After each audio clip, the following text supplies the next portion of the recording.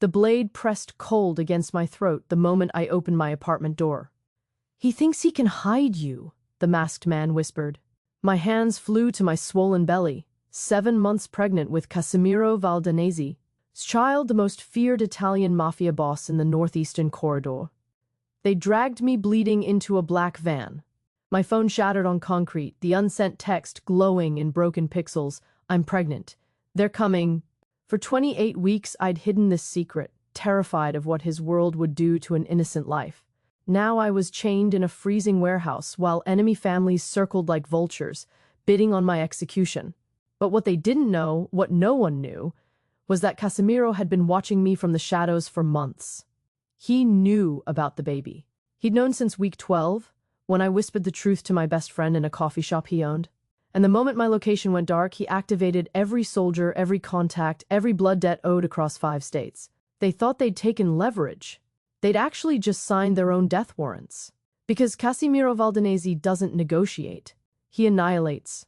6 weeks earlier, the pregnancy test trembled in my hands. 2 pink lines. Impossible.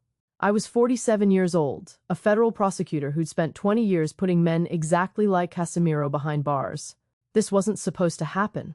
I'd met him at the Belmont Charity Gala, all black tuxedo and dangerous smiles.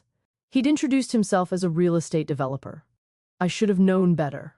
The way other men stepped aside when he walked past, the security detail lingering.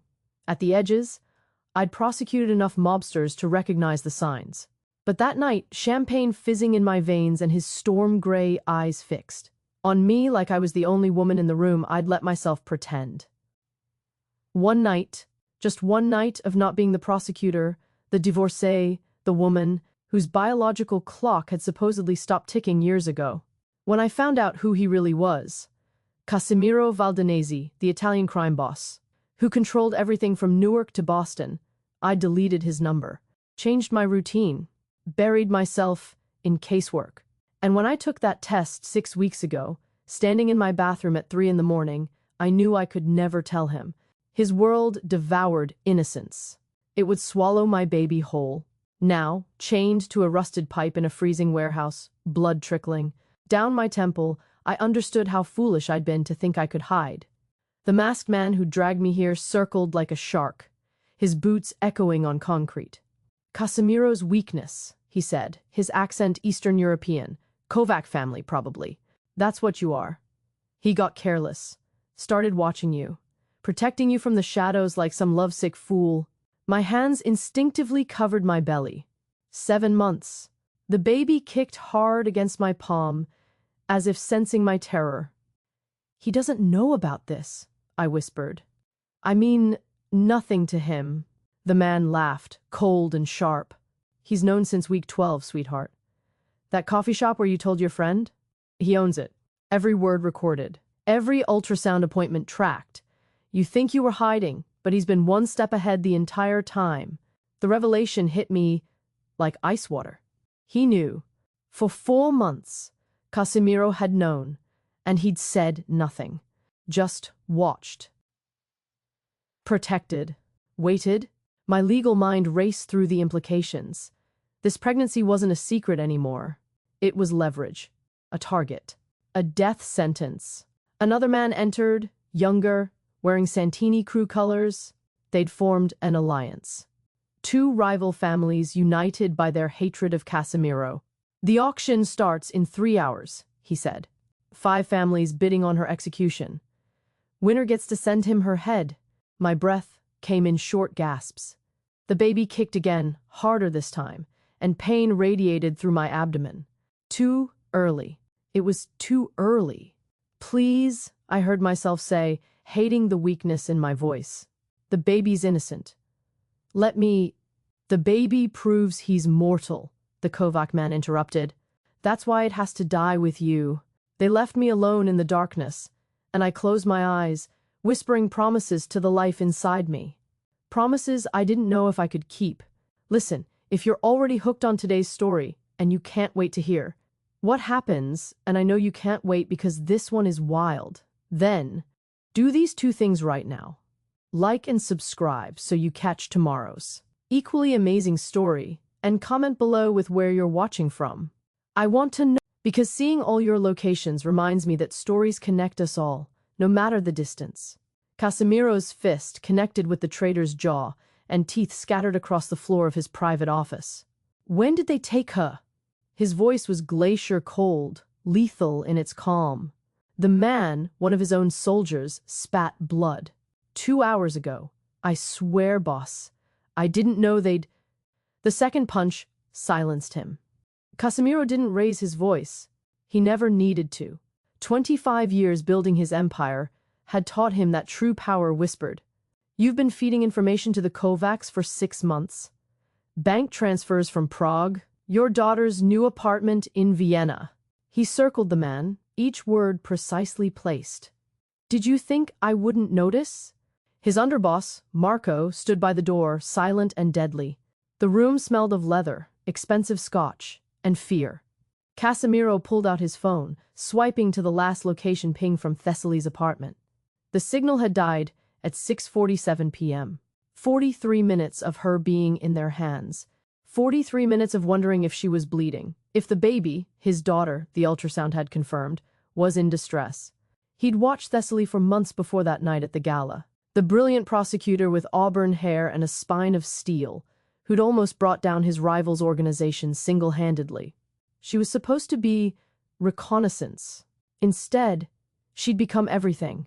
And when he'd heard her whisper, "I'm pregnant," to her friend Sarah over lattes in his coffee shop, his entire world had shifted on its axis. The trader whimpered. They said they just wanted information. I never thought... Casimiro drew his gun, the suppressor already attached. You never thought I'd care about a woman. That was your mistake. The shot was clean, professional. The body crumpled. Marco stepped forward. We've identified the warehouse. Industrial district, near the docks. Kovac and Santini crews are both there. It's a trap, boss. I don't care.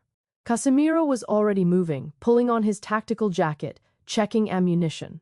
His phone buzzed. Another informant. The message made his blood freeze. Auction set for 9 p.m. 5 families bidding. Execution method, live streamed.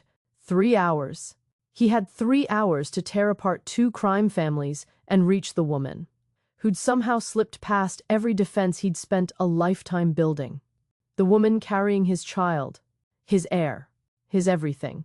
Mobilize everyone, he said quietly. Call in every favor from New York to Boston. Burn every bridge if you have to. And find me Luca. Marco hesitated. Your underboss? Sir, you don't think... Find him. Casimiro's eyes were stone. Now, as his men scattered, Casimiro stood alone in his office, looking at the ultrasound photo he'd stolen from Thessaly's apartment 3 months ago. A tiny profile, barely formed. His daughter, and Thessaly, who'd tried so hard to protect their child from his world, was now drowning in it. He tucked the photo inside his jacket, right above his heart, and walked toward the door. They thought they'd taken leverage. They'd actually just guaranteed their extinction. Because Casimiro Valdanesi didn't negotiate. He didn't compromise. He annihilated. And tonight, the Northeastern Corridor would learn exactly what that meant. The Kovac man, his name was Dmitri, I'd heard the others call him, returned with bottled water and a protein bar. Mercy or strategy, I couldn't tell. But I'd spent 2 decades in courtrooms reading criminals, and this one had tells.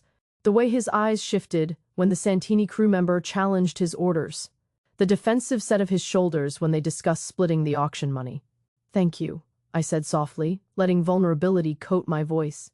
20 years prosecuting monsters had taught me that predators underestimated prey who seemed weak. I took a small sip, wincing as if in pain. The baby kicked again. She was fighting too in her own way. How long have you worked with the Santini family? Dimitri's jaw tightened. We're allied. For now, I repeated, letting the words hang. My prosecutor brain cataloged everything, the hierarchy, the fractures, the egos. 2 rival families forced into partnership by a common enemy were just 2 rival families waiting for an excuse to tear each other apart. That's an interesting choice of words. He shouldn't have engaged. But isolation did strange things to guards, made them talkative, made them human. The Santinis think they're running this operation, he muttered. They're not. I shifted against the chains, careful to keep my movements small, non-threatening. Pain radiated through my lower back, but I forced my expression into something grateful, conspiratorial. I used to prosecute organized crime. The Santini crew in Newark, they had a reputation. Vicious, but sloppy. They always turned on their partners eventually. Dimitri's eyes flickered with something dark. Interest. Suspicion. I was planting seeds in fertile ground. The boss, your boss, he knows what he's doing, doesn't he? I continued, my voice barely above a whisper, letting them think they're equal partners while he controls the real leverage. Me, you're not that valuable, Dimitri said, but his tone lacked conviction. I laughed, bitter and sharp. Then why is Casimiro Valdanese tearing apart the eastern seaboard, looking for me right now? Why did your alliance form in the first place? I leaned forward as much as the chains allowed. He's known about this baby for months. He's been protecting us. And you think when he finds this warehouse, not if, when, he's going to stop at just killing the people who took me? The door burst open. Antonio Santini himself, a man I recognized from case files, strode in with 3 soldiers. The auction's been moved up, he announced, not even looking at me. Valdanese just executed 7 of our associates in the last hour. We need to finish this and disappear. Dimitri stood straighter. Your associates. He hit Santini crew houses. Not ours. The temperature in the room dropped 10 degrees. Antonio's hand drifted toward his weapon. What are you implying? Just noting the facts, Dimitri said carefully. Too carefully. He's targeting your people specifically. Almost like he knows your locations better than ours. I watched the distrust spread like poison. This was prosecutor work. Find the fault line, apply pressure, let the structure collapse from within. There's a traitor, I said softly. Every eye turned to me. Obviously. Casimiro doesn't just know locations. He knows about this auction. He knows about your alliance. Someone's feeding him information. Antonio's face flushed dark red. Shut up. It's not us, Dimitri said quickly. Too quickly. The Kovac soldiers behind him shifted, hands moving toward concealed weapons. Our family's been blood loyal for 3 generations. But the Santinis? You've had how many informants flip in the last 5 years? 4, 5? You son of... The argument erupted into shouting. I closed my eyes, letting their voices wash over me, and focused on the phone I'd spotted in Dimitri's jacket pocket during our conversation. So close. The chains around my wrists had enough give that if I could just get someone close enough, distracted enough, a sharp, tearing pain ripped through my abdomen.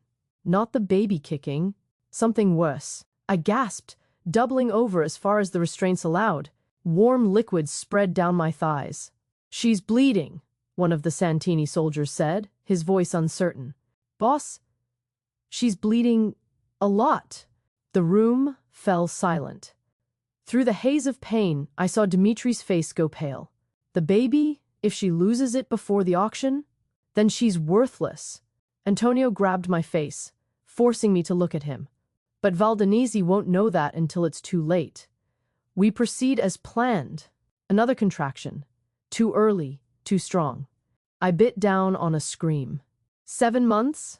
My daughter was only 7 months. She couldn't survive. I need a hospital, I managed, through gritted teeth. Please, you can still use me as leverage, but if I die here, you'll die when we decide, Antonio snarled.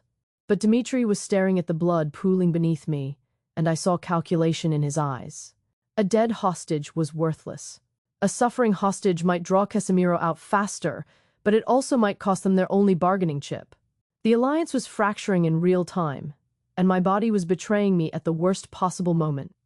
Or maybe the best moment. Because in the chaos, in the argument that erupted about hospitals and doctors and whether to call the auction off, no one noticed my hand sliding into Dimitri's pocket as he bent down to check my pulse. No one saw me palm the phone and hide it against my belly, beneath the chains and blood and fear. My daughter kicked once more, a fighter, just like her father. And I thought, hold on, baby girl, daddy's coming. And when he gets here, there won't be enough pieces left of these men to identify. Chapter 4. 6 months earlier, the Belmont Charity Gala glittered with Manhattan's elite, and I hated every second of it. Federal prosecutors didn't belong in ball gowns, making small talk with people who probably had offshore accounts and questionable tax returns. But the Bureau had insisted. Network, gather intelligence, justify our budget to the donors who kept congressional funding alive. The champagne tasted expensive. Everything did. I stood near the balcony, watching the crowd, when I felt him before I saw him. A presence that made the hair on my arms rise. The kind of instinct I learned to trust after years in courtrooms surrounded by criminals. You look like you'd rather be anywhere else. His voice was deep, accented, cultured, Italian, but softened by years in America. I turned and nearly forgot how to breathe. He was maybe 45, 46 then, with dark hair threaded with silver. At the temples and eyes the color of storm clouds over the Atlantic. The tuxedo fit him like it had been crafted on his body, because it probably had been. But it was his hands that caught my attention. Scarred knuckles. Working hands, despite the expensive watch, and the way other men deferred to him as they passed. Casimiro Donati, he said, extending one of those scarred hands. Real estate development? Liar, my instincts screamed. But I shook his hand anyway, feeling calluses against my palm. Thessaly Winborn. Federal prosecutor. White-collar crime. Something flickered in those gray eyes. Amusement, maybe, or respect. A prosecutor at a fundraiser. That must make for interesting conversations. People suddenly remember urgent phone calls they need to make, I said dryly. What about real estate development? I imagine that's equally thrilling. Depends on the property. He signaled a waiter, procured 2 fresh champagne flutes, and handed me one. I'm currently acquiring some holdings in Newark, the revitalization zone near the waterfront. Complicated negotiations. I knew the area. I also knew it was controlled by the Santini crime family, who were currently subjects of a federal investigation I wasn't assigned to but had heard about. Real estate development. Right. That does sound complicated, I said carefully. We talked for an hour. He was brilliant, discussing architecture, urban renewal, the corruption that plagued development, projects with the kind of insider knowledge that should have sent me running. Instead, I found myself laughing at his dry observations, matching his wit, feeling something I hadn't felt in years. Alive, seen, desired. I should go, I said finally, though I didn't want to. Early morning tomorrow. Walk with me first. It wasn't quite a question, but he waited for my nod before offering his arm. We stepped onto the balcony, Manhattan spreading below us in rivers of light. I know who you are, I said quietly. The champagne had loosened my tongue, or maybe it was the way he looked at me, like I was the only person in a room full of hundreds. Not Donati, Valdanesi, Casimiro Valdanesi. He didn't deny it, just stood there, perfectly still, perfectly dangerous. And yet, you're still here. I'm not assigned to your case. I work white-collar, not organized crime. I should have been afraid. I was afraid. But I was also 47 years old, divorced for 3 years, and so tired of being careful. This conversation never happened. No, he agreed. It didn't. He kissed me then, and it was nothing like the careful, polite kisses I'd known. This was claim and promise and demand all at once. When he pulled back, his thumb traced my jaw. I have a car waiting. You can say no. You can walk away right now, and I'll never approach you again. I should have said no. Every rational part of my brain screamed it. But I'd spent 20 years being rational, being careful, being the prosecutor who never stepped out of line. And this man, this dangerous, impossible man, made me want to be reckless. One night, I whispered, one night became the most intense 12 hours of my life. He was commanding and attentive, dominant, but constantly checking my boundaries, making me feel things I'd forgotten were possible. We didn't talk about his work or mine. We didn't talk about futures or consequences. We just existed in a bubble of hotel suites and tangled sheets and the kind of connection, That should have been impossible between a federal prosecutor and a mafia boss. When I woke the next morning, he was already dressed, watching me with an expression I couldn't read. "This was a mistake," I said, pulling the sheet up. "Yes," he agreed. But his hand curved around my face with surprising gentleness. "A beautiful mistake. We can't. I know." He pressed a card into my palm. "If you ever need anything, if you're ever in danger, call me." I threw the card away 3 blocks from the hotel, deleted his number from my phone, buried myself in casework and tried to forget. But 6 weeks later, staring at that pregnancy test, I dug through my trash like a madwoman looking for that card. I never found it. Now, chained in a warehouse, bleeding and terrified, I understood the cruelest irony. He'd given me his protection, and I'd been too afraid to take it, too proud to believe I needed it. And our daughter, the baby we'd made in one reckless, impossible night, was paying the price for my fear. Another contraction tore through me, and I bit down on a scream. The phone was hidden against my skin, a small, cold promise. I just needed the right moment, the right distraction. Gunfire erupted outside the warehouse. Close. So close, the walls shook. Dmitri and Antonio both spun toward the door, weapons drawn. Through the chaos and pain, I heard a sound that made my heart stop and restart. Casimiro's voice, cold and absolute. "Every man inside that building is already dead. Send her out, and I'll make it quick." He'd come. Of course he'd come. But as more gunfire echoed and my captors' faces twisted with panic and rage, I realized something terrifying. He might be too late. 3 hours earlier, Casimiro had stood in his war room watching surveillance feeds flicker across a dozen screens.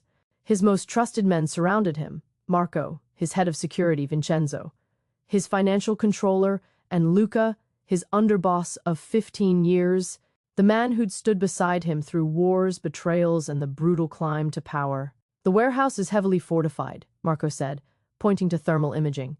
20 hostiles, maybe more. Kovac and Santini crews are both represented. They're expecting us." Casimiro's jaw tightened. Every minute Thessaly remained in their hands was another minute his daughter was at risk.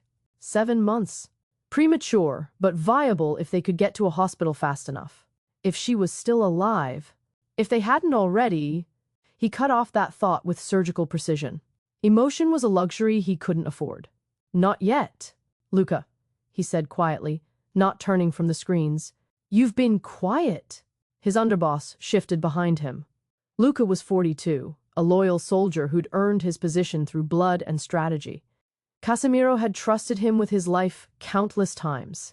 "Just thinking through the angles, boss. This feels coordinated. Too coordinated." "It is."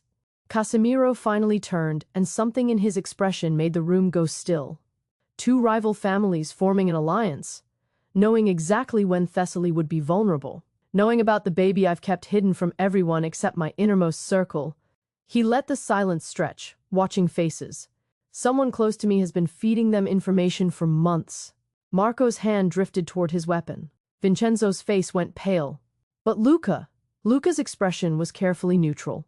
Too carefully. "I want to know who," Luca said, his voice hard.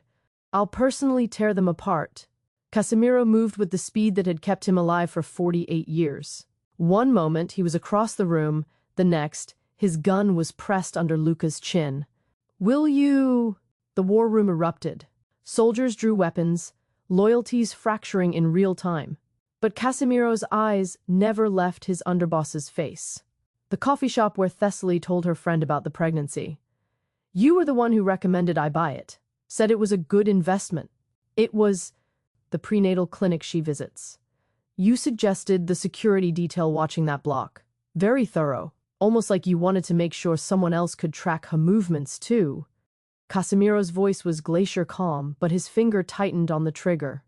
"The charity gala where I met her. You arranged my invitation. Set the whole thing up." Luca's carefully neutral expression finally cracked. Rage, jealousy, and something uglier poured through. "You were going soft. The great Casimiro Valdenese, losing his edge over some prosecutor with nice legs and moral superiority. You started talking about futures, about legacies beyond violence. You were going to destroy everything we built." So you handed her to our enemies. Casimiro's words were so quiet they barely disturbed the air. You sentenced my child to death because you thought I was going soft. You were becoming weak. Luca spat, canceling hits because they might upset her, redirecting resources to protect one woman instead of expanding territory. The families were starting to talk, saying you'd lost your nerve, that you could be taken down. I had to prove them wrong, had to show them that you were still the monster they feared, that you'd sacrifice anything for power. But instead, his laugh was bitter, broken. Instead, you're burning the entire eastern corridor for her. Marco moved to restrain Luca, but Casimiro held up a hand. No. I want him to understand what he's done. He leaned closer, his voice dropping to a whisper that somehow filled the entire room. You thought I was going soft. You have no idea what you've unleashed. He stepped back, lowering the gun. Luca's eyes widened with hope, brief, desperate hope. Then Casimiro nodded to Marco. Take him to the basement. Don't kill him, not yet. I want him alive when I bring Thessaly and our daughter home safe. I want him to see exactly what his betrayal bought him. Boss, please. Luca's voice broke as Marco and two soldiers dragged him toward the door. I did it for you, for the family, for everything we built. You did it because you were afraid, Casimiro said flatly. Afraid that something mattered to me more than power. And you were right. She does. Our child does. And before this night ends, every family from here to Boston will understand that touching what's mine doesn't just buy death. It buys extinction. The door slammed shut. Casimiro turned back to his remaining men, and they flinched from what they saw in his eyes. This wasn't the calculated crime boss who weighed risks and rewards. This was something primal, unleashed, unstoppable. Vincenzo, liquidate everything. Properties, investments, accounts. I want 15 million in untraceable assets ready to move within the hour. He pulled up the warehouse location on the main screen. Marco, recall every soldier from every territory. I don't care if it leaves us vulnerable. Everyone converges on this location. Sir, that's... Marco hesitated. That's our entire organization. If we pull everyone, we'll lose ground we've held for decades. I don't care. Casimiro checked his weapons with mechanical efficiency. Glock 19, suppressor, 2 backup magazines, tactical vest, combat knife. Ground can be retaken. Territory can be rebuilt. But if my daughter dies tonight because I held resources back, there's no coming back from that. There's no version of me that survives losing them both. He saw understanding dawn on their faces. This wasn't strategy. This was a man who'd finally found something worth dying for, and would kill anyone who stood in his way. His phone buzzed. Unknown number. He almost ignored it. Then something made him answer. Casimiro. Thessaly's voice, barely a whisper, pain threading through every syllable. Warehouse, industrial district, building 7. I'm... A gasp, sharp and agonized. Labor, early labor. Please. The line went dead. But it was enough. She was alive, fighting. And he had a location. Casimiro looked at his men, and his smile was the most terrifying thing they'd ever seen. Gentle rules no longer apply. Everyone in that warehouse dies. No prisoners, no negotiation. We go in, we get her out, and we show the northeastern corridor why you don't touch a Valdanese. 20 minutes later, his convoy rolled toward the docks, 15 armored vehicles, 40 soldiers, enough firepower to wage a small war. Through the windshield, he could see the warehouse's silhouette against the night sky. He touched the ultrasound photo over his heart. Hold on, cara mia, he whispered. I'm coming. And God have mercy on anyone who's hurt you, because I won't... The first shots rang out as they crashed through the perimeter. And Casimiro Valdanese, the man who'd spent 25 years building an empire, on calculated violence, finally stopped calculating and simply unleashed hell. The contractions were coming every 4 minutes now. I'd managed to text Casimiro the location using Dimitri's stolen phone before the next wave of pain hit, forcing me to drop it into the shadows beneath my chains. My hands were slick with blood. Too much blood. Something was wrong. The baby was coming too early, too fast, and I was chained to a pipe in a freezing warehouse while a war erupted outside. Antonio had abandoned his post near the door, screaming orders into his phone. Half the Santini crew was already dead. I could hear their death screams punctuating the gunfire. Dmitri crouched near the window, weapon drawn, his face a mask of panic. The alliance had shattered the moment Casimiro's forces hit the perimeter. Now it was every man for himself. Another contraction tore through me, and this time I couldn't stop the scream. It ripped from my throat. Raw and animal, and both men turned to stare. Through the haze of pain, I saw something shift in Dimitri's expression. Not mercy? Calculation? She's the only leverage we have left, he said, moving toward me. If we can get her to Valdenese as a peace offering. There's no peace with him. Antonio's voice was ragged, desperate. He's not here to negotiate. Listen to that. The building shook as an explosion rocked the eastern wall. He's here to kill everyone. Dimitri's hands fumbled with my chains. Then we use her as a shield. Get to the vehicles. Use her and the baby as... A door I hadn't noticed before, some kind of loading entrance, exploded inward. The sound was deafening, and smoke filled the room. Through it, like something out of a nightmare, walked Casimiro.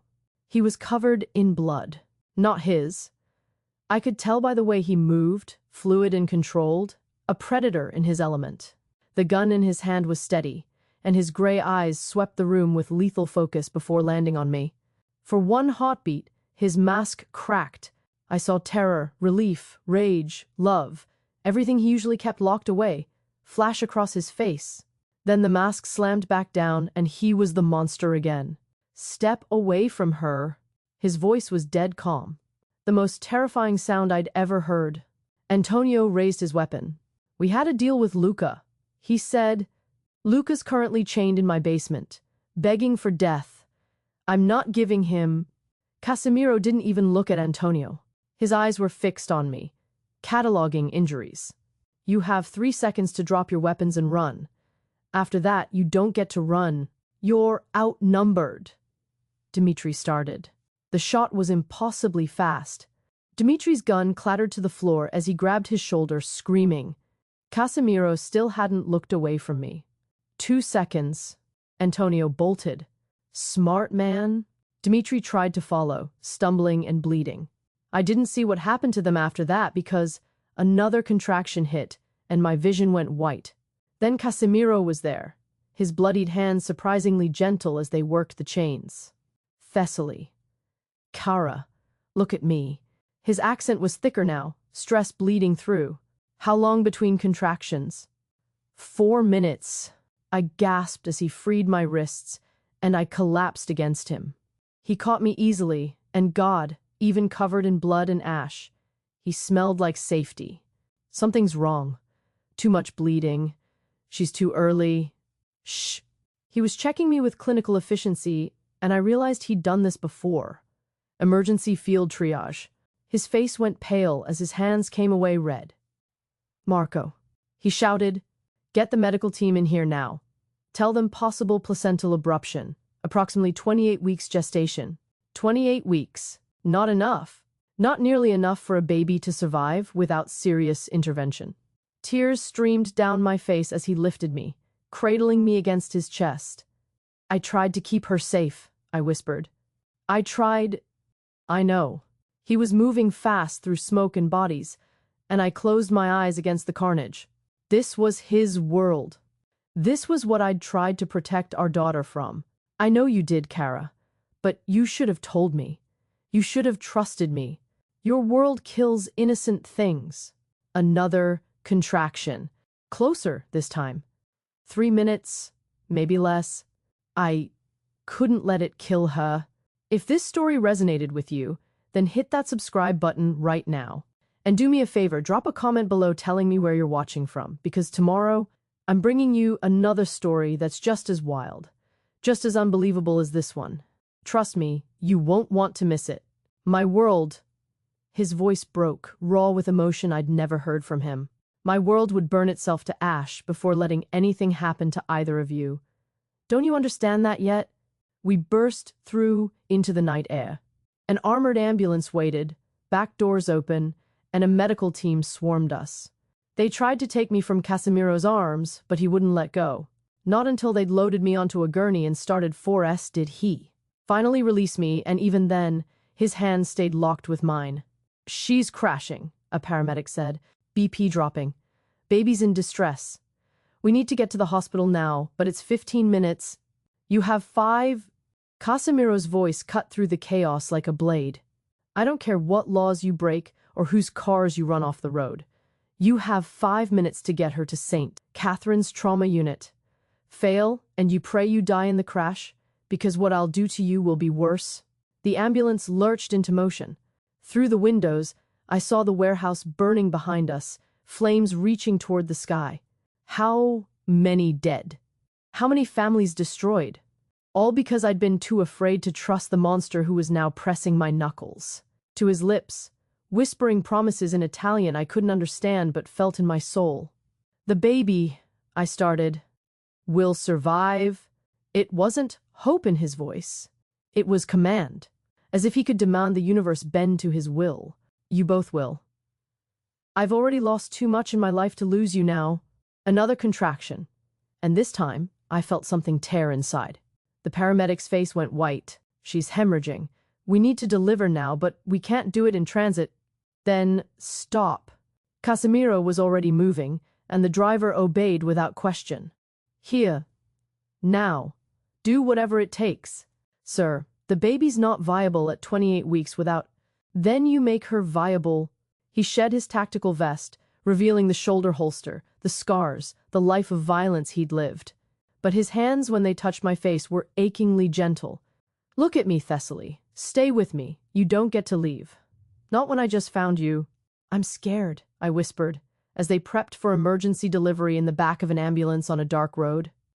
"Casimiro, I'm so scared." "Good." His smile was fierce, possessive, and somehow reassuring. "Fear means you're fighting.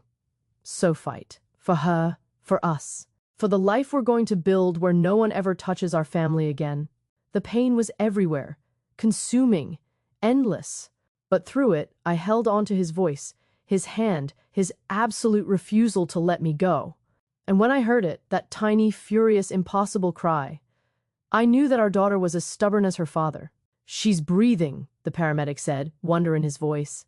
3 pounds, 2 ounces, but she's breathing on her own. I've never seen— "Let me see her." Casimiro's voice cracked completely. "Please." They placed her on my chest for just a moment, so small, covered in vernix, and blood, but screaming with pure rage at being forced into the world too early. Her tiny fist curled around Casimiro's finger, and I watched the most feared crime boss in the northeastern corridor break completely. "Perfetta," he whispered. "She's perfect." Then the medical team was taking her, rushing her into the neonatal transport unit, and we were moving again. I was losing consciousness, blood loss pulling me under, but I fought to stay present. To see Casimiro's face as he watched his daughter, our daughter, fighting for every breath. "What should we name her?" I asked through cracked lips. His eyes met mine, and they were swimming with tears he'd probably never let anyone else see. "Whatever you want. Anything. Everything. She can have the world." "Alessia," I whispered. "It means defender. She'll need to be strong, growing up in your world."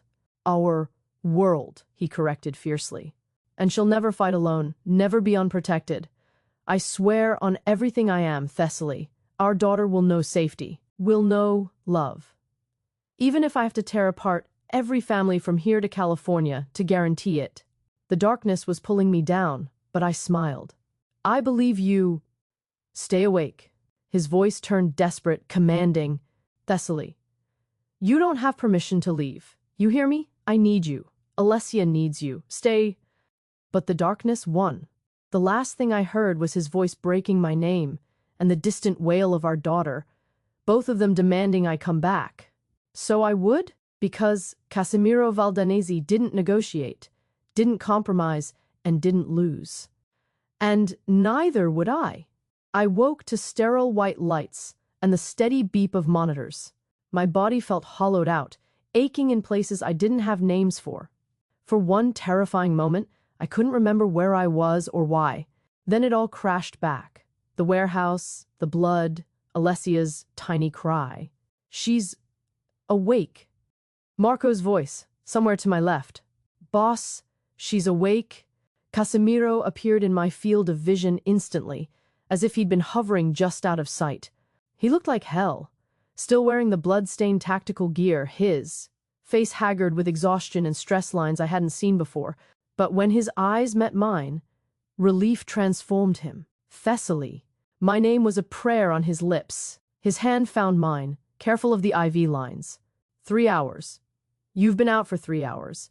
The doctors said the hemorrhaging was severe, but you're stable now. You're going to be fine. Alessia. My voice came out as a rasp. Where's NICU? 2 floors up. His thumb traced circles on my palm, a soothing gesture that seemed unconscious. She's on oxygen support and under warming lamps, but the neonatologist says she's incredibly strong for 28 weeks. Fighting every second. Pride and terror warred in his expression. Like her mother, I tried to sit up, and pain lanced through my abdomen. I need to see her. You will. Soon. He pressed me gently back against the pillows. But first, you need to understand something. His voice dropped, took on an edge I recognized from the warehouse. The Kovac family is gone. The Santinis are scattered. I've put the word out. Anyone who was involved in your kidnapping, anyone who knew and didn't. It warned me, anyone who profits from what happened. They're already dead or they will be. The monitor beside me beeped faster. Casimiro, how many? 47 confirmed dead. Another 20 missing, presumed dead. He said it without inflection, as if reporting the weather. I'm not finished. The families are consolidating, trying to form a coalition against me.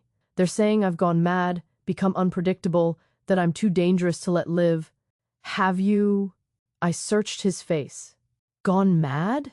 His smile was sharp, feral. Probably. But I was mad the moment you opened that apartment door with my child in your belly and pretended I didn't need to know. I was mad when I spent 4 months watching you from the shadows instead of claiming you. I was mad long before they took you. He leaned closer, and I could smell smoke and copper on his skin. The question is whether you can live with that madness. Because I'm not stopping, Thessaly. I'm going to burn every family that had a hand in this until the northeastern corridor understands that touching a Valdenese, touching you, touching Alessia, is suicide. The door burst open. Marco, breathless and bleeding from a fresh wound on his shoulder. Boss, they're here. Moretti family, Castellano crew, and remnants of the Kovacs, they've formed a temporary alliance. 50 soldiers converging on the hospital. They're coming for all of you while you're vulnerable. My heart stopped. They're attacking a hospital? They're desperate. Casimiro was already moving, checking his weapons with mechanical efficiency. I've decimated their ranks. They know if they don't take me out now, they never will. And they know the fastest way to destroy me is through you and Alessia. He turned to Marco. How long? 10 minutes, maybe less. Our security detail is outnumbered 3-1. The monitors were shrieking now as my heart rate spiked. Get Alessia out. Take her somewhere safe. I don't care what happens to me, but she... No. Casimiro's voice was absolute. I'm not losing either of you. Not tonight. Not ever. He looked at Marco. Evacuate the NICU. All the babies, not just Alessia. I won't have collateral damage. Get them to St. Mary's across town. Then pull everyone back to this floor. We make our stand here. Boss, if we pull back, they want a war in a hospital? Casimiro's eyes were ice. I'll give them one. But on my terms? Clear the civilians, evacuate the vulnerable, and then turn this floor into a killing ground. Anyone who makes it past the barricades... He checked his gun one final time. They won't make it to this room. Marco nodded and disappeared. Casimiro moved to the window, surveying the parking lot below. I could see vehicles circling, dark shapes moving between the ambulances and cars. An army, converging on us. You should run, I said quietly. Take Alessia and disappear. Start over somewhere they can't find you. I'm already in federal protection programs. I can... Stop. He didn't turn from the window. You still don't understand. There is no version of me that runs. There is no version of me that abandons you to save myself. They want to end me? Fine. But they're going to learn that ending Casimiro Valdenesi costs more than they're willing to pay. Gunfire erupted outside. Sharp, controlled bursts. The battle had begun. Casimiro pulled out his phone, typed something quickly, then pocketed it. I've contacted everyone I trust in 5 states. Reinforcements are coming, but they're 30 minutes out. We need to hold for 30 minutes. Against 50 soldiers? My legal mind was already calculating the odds. They were terrible. Against the world if necessary. He finally turned to face me, and what I saw in his expression stole my breath. This wasn't the calculated crime boss or the ruthless killer. This was something elemental, laid bare. I've built empires, destroyed rivals, killed without mercy or hesitation. But everything I've done, everything I've become, it's hollow compared to what I felt watching Alessia take her first breath. Compared to how it feels when you look at me like I'm not a monster. The gunfire was getting closer. Explosions rocked the lower floors. He crossed to my bedside, cupped my face with surprising gentleness given the violence erupting around us. I love you. I've never said that to another human being in 48 years. But I love you, Thessaly Winborn. And I will hold this room, this floor, this hospital against every criminal. Family in America. If that's what it takes to keep you breathing. Tears streamed down my face. I love you too. Even though you're absolutely insane. His laugh was short, pained. Especially because I'm insane. He kissed me, fierce and claiming and desperate, then pulled away as Marco's voice crackled over the radio. They've breached the 3rd floor. NICU is evacuated. All civilians clear. You have your killing ground, boss. Casimiro drew his weapon and moved to the door. Lock this behind me. Don't open it for anyone but me or Marco. If someone else gets through. He pressed a small pistol into my hand. 8 rounds. Make them count. Casimiro. 30 minutes. It was a promise and a prayer. Stay alive for 30 minutes, and I'll show you how we rebuild from ashes. Then he was gone, and I was alone with the gun, the monitors, and the sound of war creeping closer. I locked the door with shaking hands and positioned myself between it and the window, the pistol heavy in my palm. Through the reinforced glass, I could see muzzle flashes, hear screams. The hospital was a war zone, and somewhere in the chaos, the man I loved was holding back an army for me. For us. For our daughter who was fighting for every breath 2 floors above. The door handle rattled. Not Casimiro's knock. Something testing, probing. I raised the pistol, remembered my firearms training from the academy 20 years ago, and waited. If they wanted to get to my family, they'd have to go through me first. And I'd spent 20 years prosecuting monsters. Tonight, I'd learned how to become one. The door exploded inward in a shower of splinters. 2 men rushed through, Castellano crew by their tattoos, and I fired. Once, twice.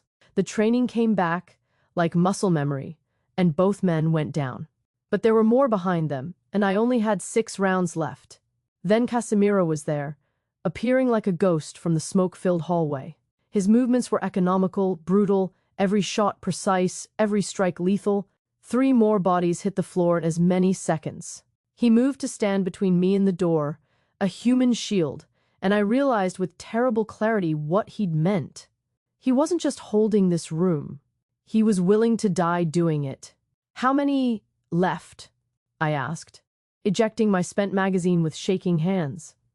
Too many. He tossed me a fresh clip without looking, his attention fixed on the hallway. Marco's team is down to 8 men. We've taken out maybe 30 hostiles, but they keep coming. They've committed everything to this.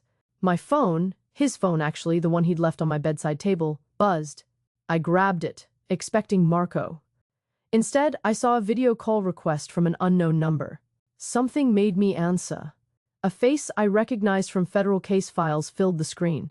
Vincent Moretti, patriarch of one of the oldest crime families in New York. 60 years old, ruthless, and currently wearing a smile that made my skin crawl. Miss Winborn, so good to see you alive. His voice was cultured, almost grandfatherly. Put Casimiro on, please. I held the phone where Casimiro could see without taking his eyes off the hallway. Moretti, Come to negotiate your surrender? Quite the opposite. Moretti's smile widened. I'm in the NICU at St. Mary's. Lovely facility, very well secured. Your daughter is adorable, by the way. So tiny, so fragile.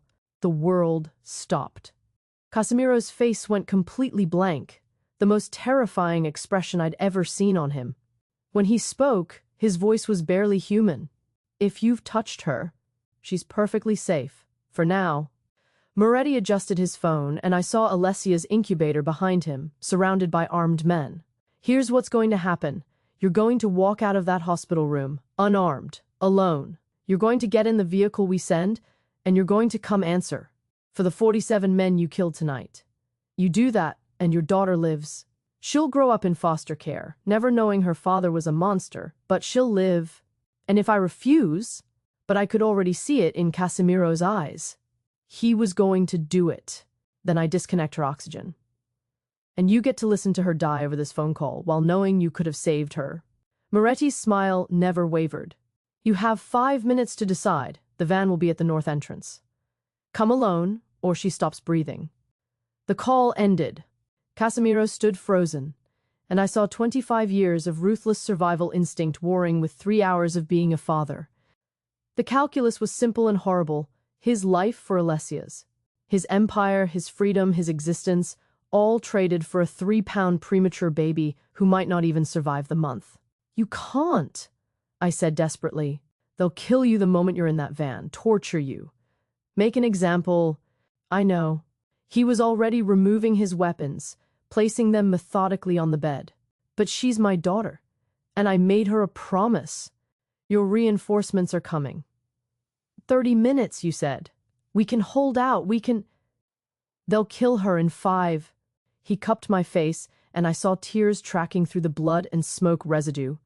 I've made a lot of choices in my life, Kara. Most of them violent, most of them selfish. But this one, this is the only choice I can live with. The only one that lets me look at her someday and know I did right. Casimiro, please.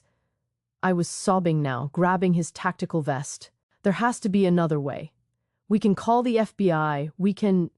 There's no time... He kissed me, long and deep and final. You're going to raise her. Tell her about me. The real me, not the monster in the case files. Tell her I loved her from the first moment I knew she existed. That I'd burn the world for her. That I did... He pulled away, and Marco appeared in the doorway, bleeding from multiple wounds but still standing. Boss, the reinforcements are 15 minutes out. If we can just get them to St. Mary's instead. Secure my daughter. Casimiro's voice was steady, commander to the last. Protect Thessaly until this is over. Make sure they both disappear. New identities, new lives. Somewhere these families can never reach them. Sir, Marco's voice cracked. You're walking into an execution. I know. Casimiro smiled, and it was the saddest thing I'd ever seen. But I'm walking out with my daughter's life. That's a trade I'll make every time. He moved toward the door, and I grabbed his hand one last time. I can't do this without you. Yes, you can. You're Thessaly Winborn, the prosecutor who took down 3 crime families before you were 40. The woman who carried our daughter for 7 months while building a case against corruption in the federal system. The strongest person I've ever met. He pressed something into my palm. A key. Safety deposit box at First National. Everything you'll need to disappear. Money, documents, contacts who owe me favors. Build a life for Alessia, far away from this world. Come with us. It was a futile plea, and we both knew it. They'll hunt you forever if I do. But if I pay the price, if I give them what they want, they'll consider the debt settled. You and Alessia can be free. He kissed my forehead one last time. Be happy, Kara. That's all I ask. Be happy enough for both of us.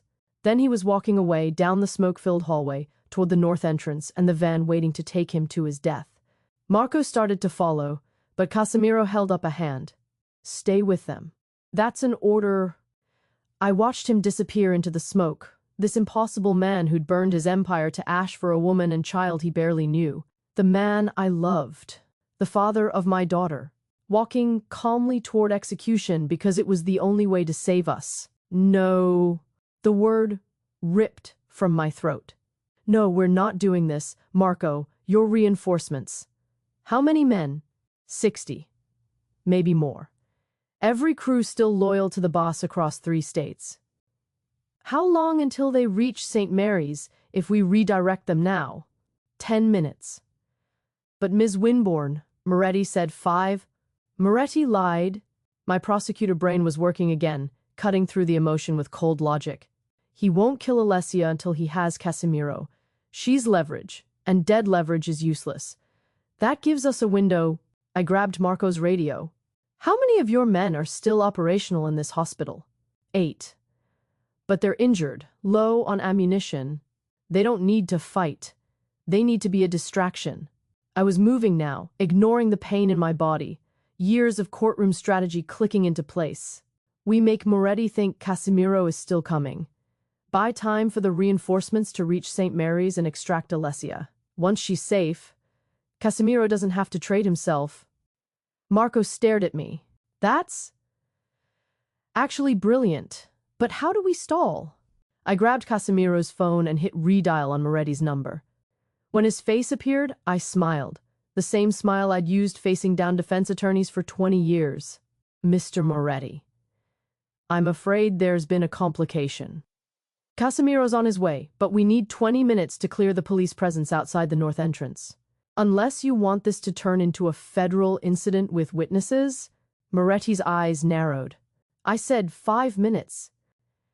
And I'm telling you the reality on the ground. 20 minutes, or the FBI will be all over this hospital and your operation at St. Mary's. Your choice. I disconnected before he could respond. Marco was already on his radio, mobilizing the remaining soldiers to simulate activity at the north entrance. This might actually work. But Ms. Winborn, if we fail, we won't. I was already moving toward the door, gun in hand despite the medical staff's protests.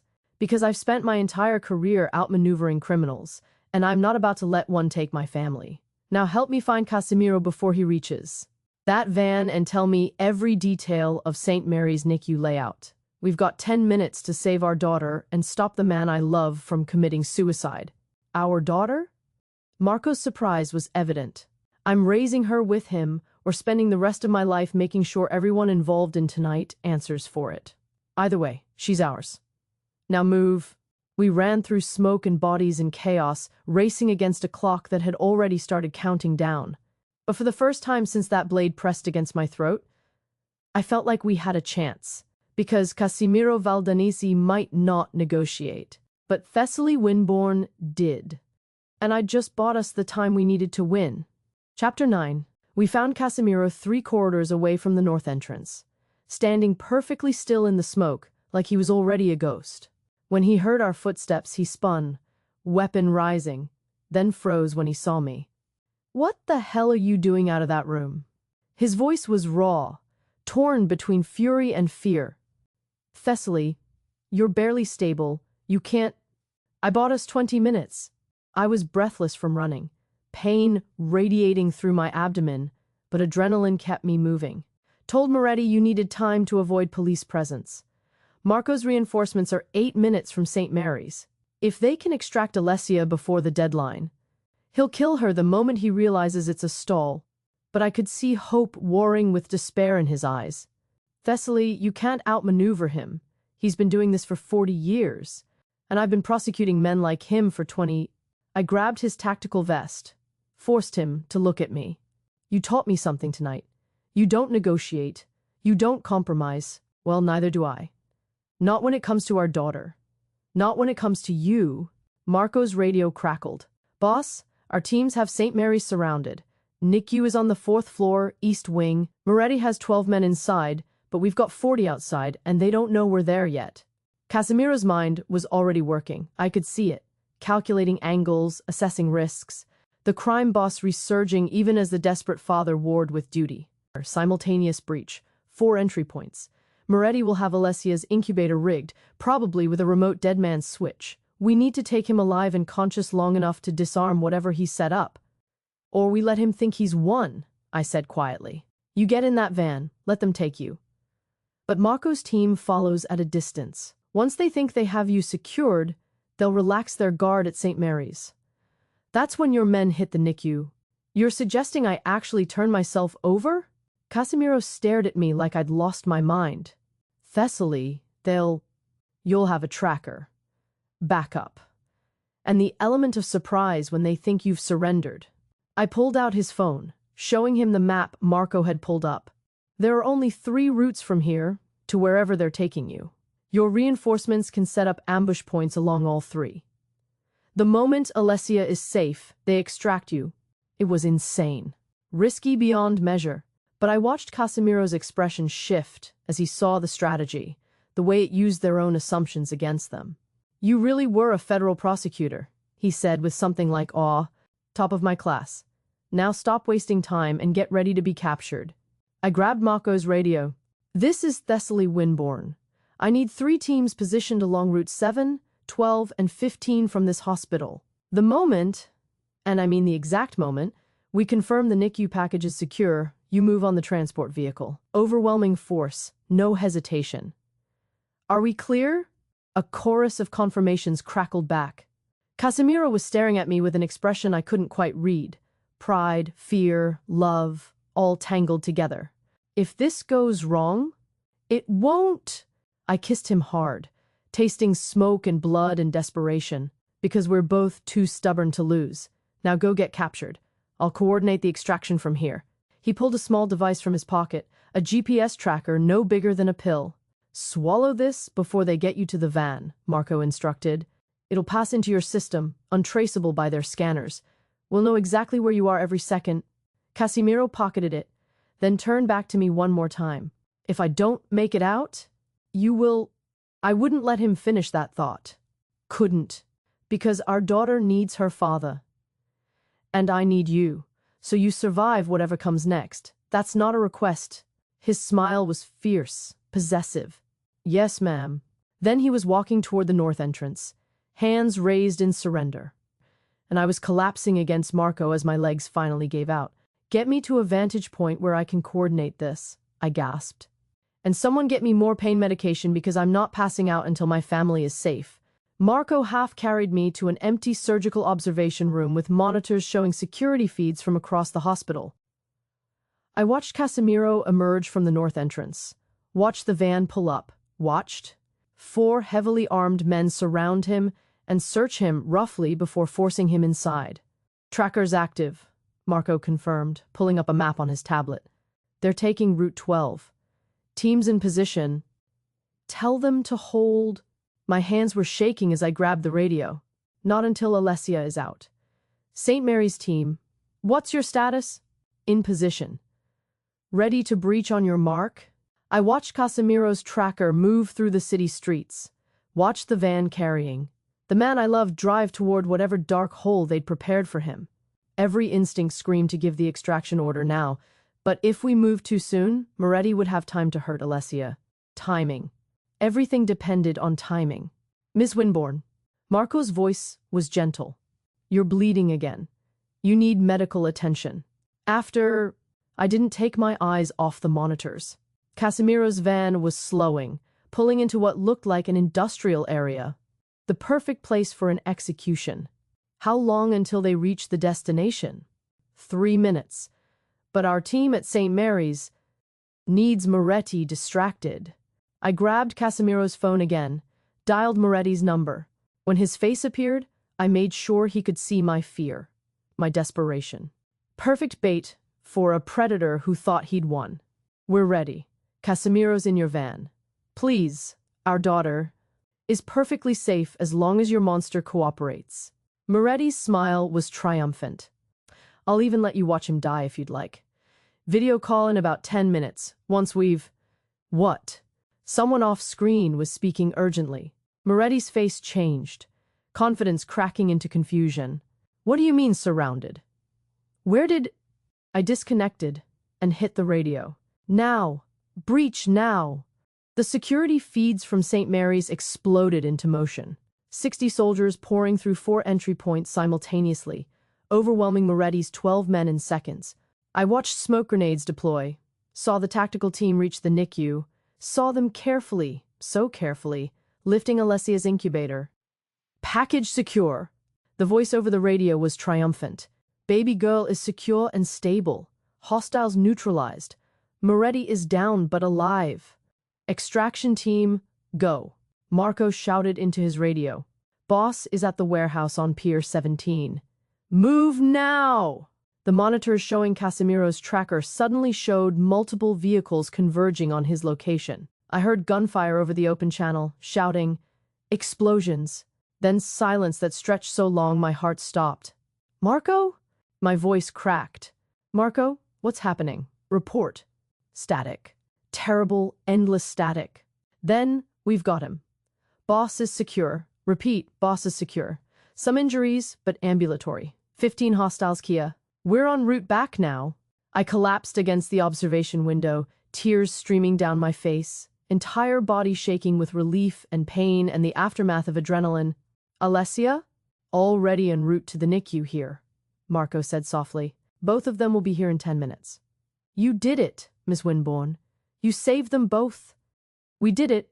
I was crying and laughing simultaneously, possibly in shock. Is it over? Are we... Vincent Moretti is in federal custody. Your former colleagues at the FBI are very interested in talking to him. The families that supported tonight's attack are scattered. The northeastern corridor knows what happens when you target a Valdanese. Marco helped me into a wheelchair as medical staff finally descended. It's over. You're safe.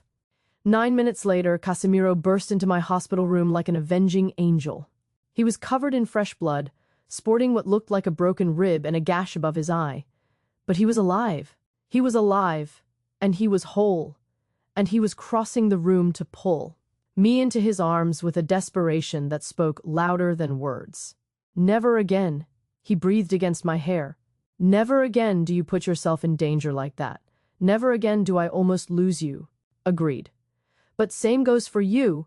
I pulled back enough to see his face, to confirm he was real. No more suicide missions. No more trading yourself. We survive together or not at all. Together. He kissed me like a drowning man finding air. Always together. You, me, and Alessia. The door opened, and a NICU nurse wheeled in a transport incubator. Inside, impossibly tiny and fierce, our daughter slept under warming lamps, her chest rising and falling with determined breaths. Casimiro moved to her side with a reverence that transformed his entire bearing. She's perfect, he whispered, one scarred finger pressing against the incubator's plastic. Alessia's tiny hand jerked reflexively as if reaching for him. Perfetta, our little fighter. I joined him, and we stood there, a federal prosecutor, a mafia boss, and a 3-pound, premature baby who'd survived more in 3 hours than most people faced in a lifetime. The most unlikely family imaginable. What happens now? I asked quietly. Your empire's fractured, the families will regroup, and I was a prosecutor. I've put men like you behind bars. Now, Casimiro said, his arm sliding around my waist, pulling me close. While his other hand stayed pressed to Alessia's incubator, we rebuild. Not the empire I had, that was built on violence and fear. Something new, something she can inherit without shame. He looked at me, and his eyes held a future I'd never imagined.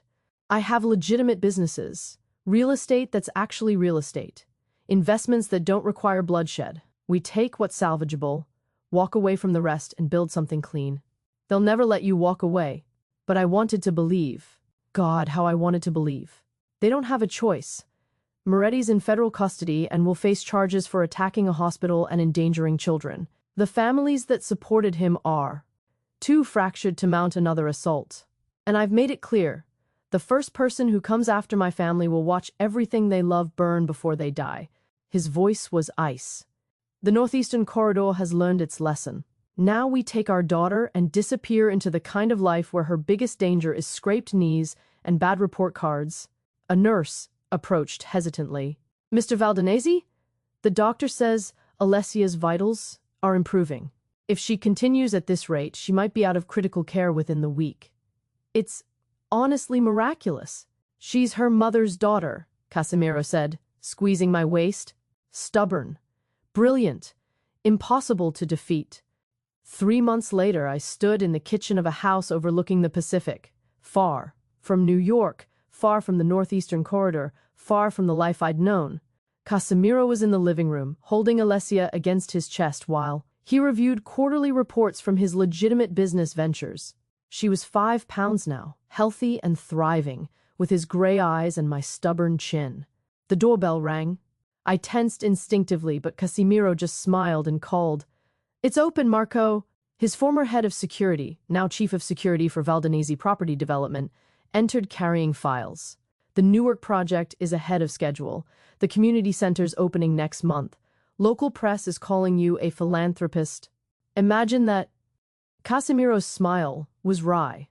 He'd spent millions rebuilding the neighborhoods his criminal empire had once exploited. Penance, maybe. Or maybe just proof that monsters could change when they had something worth changing for. Marco left, and I settled beside Casimiro on the couch. Alessia made a soft sound, and he immediately adjusted her position with practiced ease. The most feared crime boss in the eastern seaboard, now worried about burp skeds and diaper rash. "Do you miss it?" I asked, quietly. "The power. The empire." He was quiet for a long moment, one hand cradling Alessia while the other found mine. I missed the certainty, the control, knowing exactly who I was and what I was capable of. He looked at me, and his smile was soft, real. But then I remember what that certainty cost, what I almost lost, and I realize I don't miss it at all. Because this, you, Alessia, this life, is worth more than any empire I ever built. Alessia chose that moment to open her eyes, fixing us both with that intense infant stare that seemed to see straight through to our souls. Casimiro laughed, the sound lighter than I'd ever heard it. "She's judging us. Already. She's your daughter. Of course she is. Our daughter." He kissed my temple, then Alessia's forehead with infinite gentleness. "And she's going to grow up knowing she's loved, protected, that her parents would burn the world for her and did." Outside, the Pacific stretched toward horizons we'd never explored. Inside, a family born from violence and chaos and impossible odds settled into the kind of peace I'd never imagined possible. The monsters had learned to love, and love had made them human. Thank you so much for sticking around and showing me so much love and support. You have no idea how much it means to me. If this story resonated with you, then hit that subscribe and like button right now.